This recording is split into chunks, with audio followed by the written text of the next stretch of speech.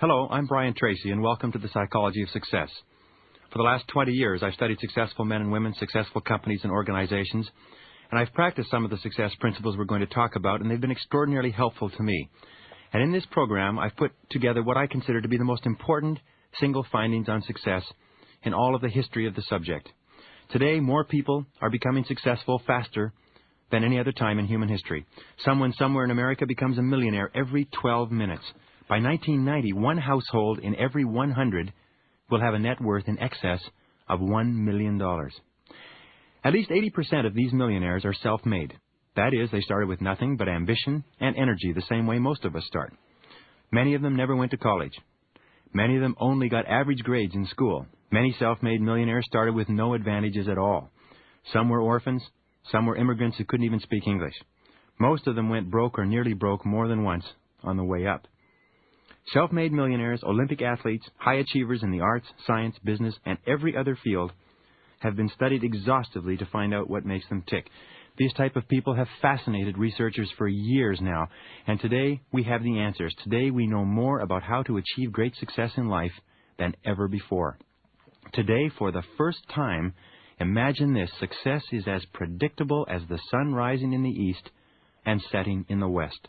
Today, success is a science. It has been broken down and subdivided, and anybody can achieve greater success, wealth, and happiness in life if they will simply do two things. First, make a decision to be successful right now. Most people never decide to be wealthy, and that's why they retire poor.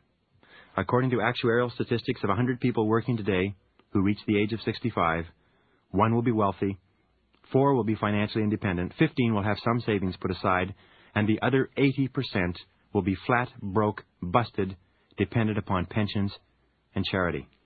Only 1 or 2% will ever do really well, and that is in spite of living in one of the most affluent societies in all of human history. And the second requirement if you want to achieve greater success is simply this: learn from the experts. Study successful men and women and do what they do, and you'll be successful too. It sounds simple, doesn't it? Well, if you want to learn to be a good cook, you study cooking. You don't try to figure it out for yourself. You buy cookbooks, and you take classes and lessons, and you learn from the experts. If you want to be an engineer, you go to the university and you study engineering. You learn from other engineers. If you want to be successful, you study success. You become an expert on success. Now, I'm astonished, and I'm always astonished at some of the most important things in life. People think that they're going to learn them by osmosis. I'm always amazed that most parents never read about how to bring up happy, healthy, self-confident children, and they can't understand why they're having problems with their kids. And I'm amazed that many people never read and study communications and human relations, and they wonder why they have problems with other people. And I'm always astonished that men and women think about success day and night, and yet very few of them ever read about it, ever study it, ever listen to tapes, ever take courses or seminars. They seem to excuse them by feeling that these are the sort of things that they're going to learn by osmosis. There's just something going to attract them, if you